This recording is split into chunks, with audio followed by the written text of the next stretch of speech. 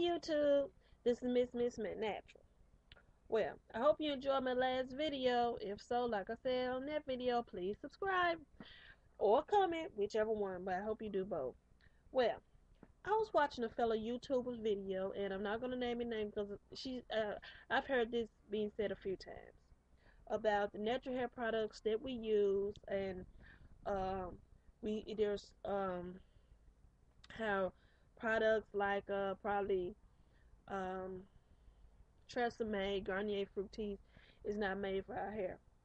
Well, if to be honest, those products may probably didn't have our type of hair in mind, but to be honest, for a lot of us, and especially me, they work on my hair great. I look at the ingredients. Now, some of the ingredients, no, I don't agree with, but compared to some ingredients that are made for um, African Americans, they don't have as many of those ingredients that do not work good on natural hair. She also stated that about natural, we have lots of natural hair products. That is true. That is so true. But if any of you are like me, the products of some of that, the price on some of those natural products is out of this world. Just because they say, "Oh, I'm natural. This is a natural this is a natural hair product," does not give them a right to jack up the price. That's just as bad as when you go to the beauty shop and the beautician see that you have natural hair and she charges you double, probably a double and a maybe triple than what she'll charge you if you were relaxed. Now, on the subject of what really even kind of unnerves me too, she is selling, and which is nothing wrong with it, her own product, which is fine.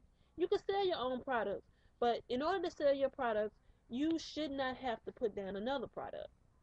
Now, me personally, and I will tell you every product that I use VO5, I use Pantene, I use uh, Tresemme, I have used Garnier Fructis. And most times when I run low on certain products, now my favorite one, like I said, my favorite conditioner, or one of my favorite conditioners, but the most is Mane and Tail. And as you all know, and I know in the town that I live in, the big size bottle of Mane and Tail costs $6.49, maybe a little cheaper. If I feel I can find a conditioner that I know works good on my hair a little cheaper, and if I'll go to that. I will go to that. So I'm not.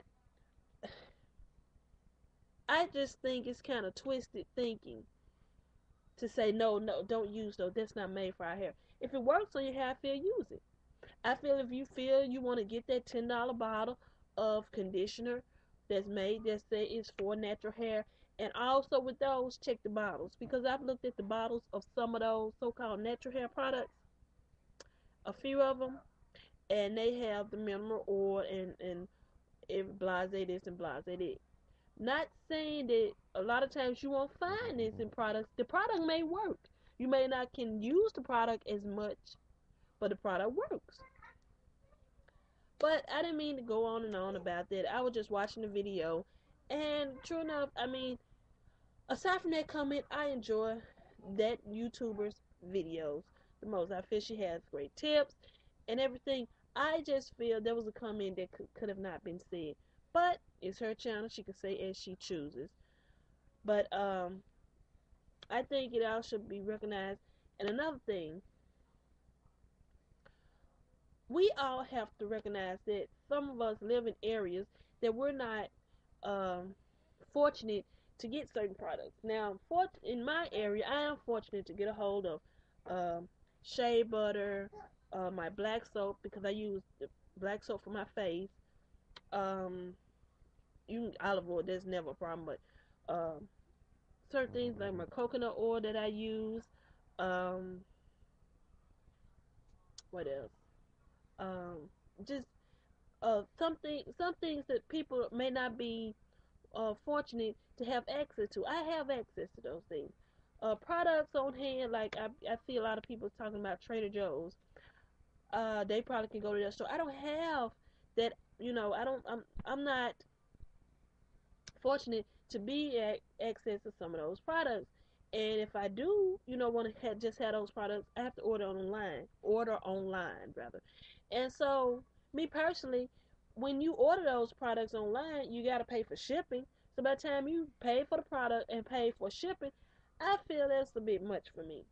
So I know products that work enough for me, and I also went to cosmetology school, and I'm not tooting my horn, but I feel that kind of helps me a little bit. I go back to that knowledge too, as well as with dealing with my hair. So, and also I just use plain old common sense. It's great being natural, but let's all be real. If we go back years ago, back to the 60s and 70s, 50s or whatever, when very few were relaxing their hair, they were natural. They probably was wearing it an afro. They probably was straightening, but they were not using shea butter. They were not using all this different type of stuff. No, they were not. But a lot of them were using the black hair care products, and they did have good hair. So I know when as the saying goes, when you learn better, you should do better. So I understand it, but I do think some go a bit overboard in what products to use and things, especially when the when you're looking at the price of something and you're not getting. I feel personally when you're paying $10 or $20 for a small bottle of a product or a small jar, and you can only get a few uses out of it, I feel you're being ripped off. At least I feel I'll be ripped off. So I choose not to purchase those products. There are times when I have made my own products for certain things, especially my water spritz mix, my water mix, and I mix that up on my own. I have used things out of my refrigerator to treat my hair. So it's all in the person. If you want to use Garnier Fructis, I'm not finna sit up here and tell anyone that their product is a bad product. I'm not finna tell anyone that Tresemme is a bad product. I'm not finna sit up here and say that if you want to use Pantene for women of color is a bad product. Because honestly, especially that product, I feel it's a really good product for relaxed and natural. It is Pantene relaxed and natural. I feel it is a good product. So if that what works for your hair, it's all in the person. Whatever works for your hair, that's what you use. Do not get caught up in all this hoopla about some of this stuff on here because you will be broke. When I first went natural, I was thinking maybe I was a product junkie, but now more I think about it, I was looking for something that worked for my hair, and now I pretty much I keep it's not so difficult. I don't feel the need to run out and buy so many different products.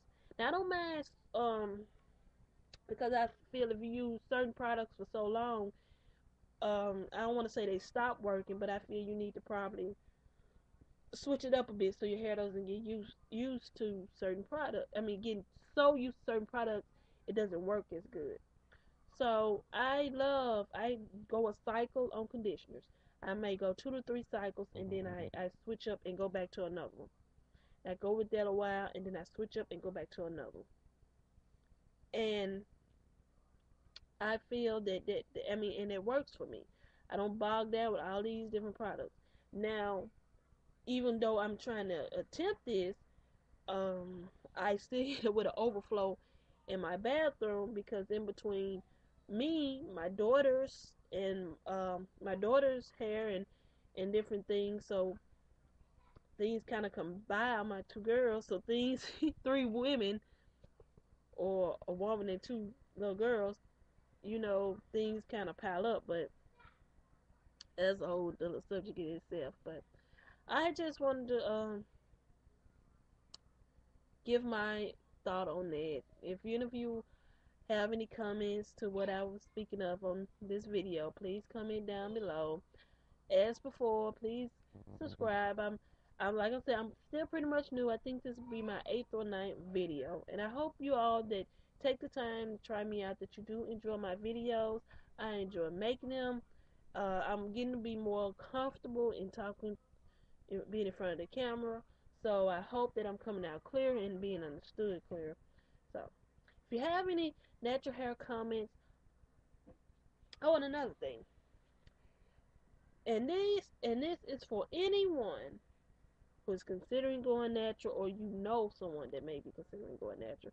This happened twice yesterday. It actually happens all the time, but the most recent was yesterday. I was at work, and the first lady came. She said, "Oh, I love your hair."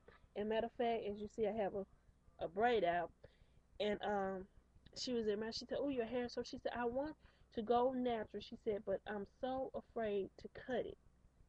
I'm afraid to cut." And you know, I've heard that so many times, and I think there are so many women out there that want so bad to be natural. They're afraid of to do the big chop. And I was kind of thinking like that myself when I decided made the decision to go natural. I said at first I was gonna transition. I held that for probably about a week till I just went home one day. I was like, I'm ready, just cut it off. And I was telling this to my husband. He was like, he didn't, he was looking at me, no. So I said, okay. I said, so what I did was I pulled up some hair and get it. I already had kind of a short style, so I was pretty much, in a short way, so it's pretty much off anyway. So I just pulled up some hair and I said, you got to do it now anyway. You got to cut it now anyway. So he cut me and I had a pretty good cut.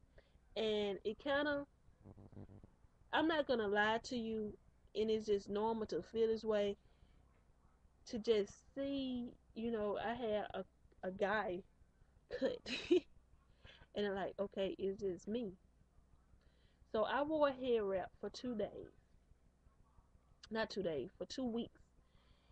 And after that 2 weeks, I saw my curls coming through, and I'm like, I'm about to rock this, and I did.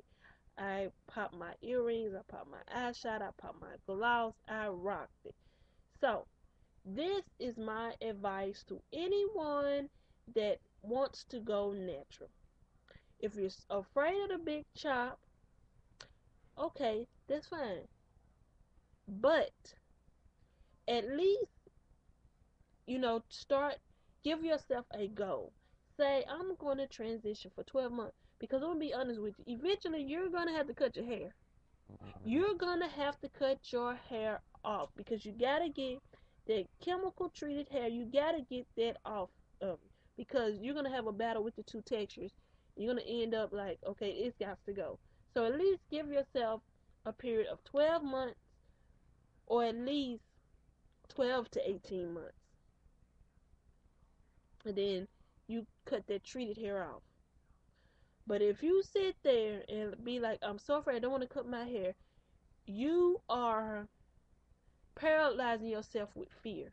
You shouldn't do that. Natural hair is not that. Natural hair, I promise you, when you make the decision to go natural and you finally do it, it is so there's almost a freedom in it. Your thinking changes, the way you see things, it changes completely. Sometimes the way you may kind of change the way you eat a little bit because I mean, what you put in, that's what comes out, and it applies with your hair. So I told this to the first lady.